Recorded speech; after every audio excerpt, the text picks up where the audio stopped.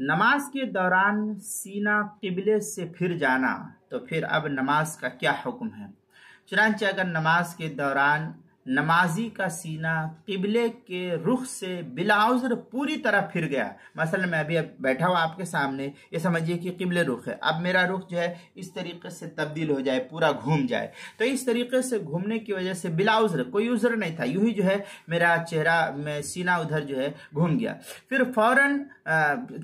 बिलाउज़र पूरी तरह घूम गया, फिर फौरन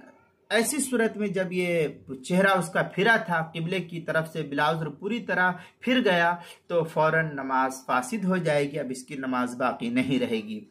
और अगर भूल से बिलाउज़र फिर गया है ये सीना, तो इसमें ये तफसील है कि अगर फौरन सही रुख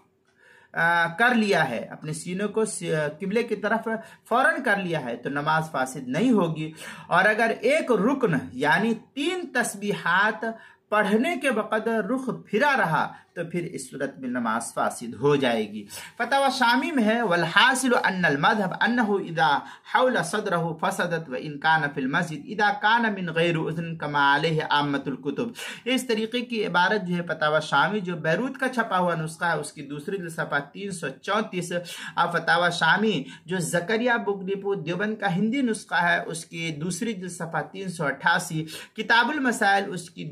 पहली सफ़ा 286 पर इसको नकल किया गया है।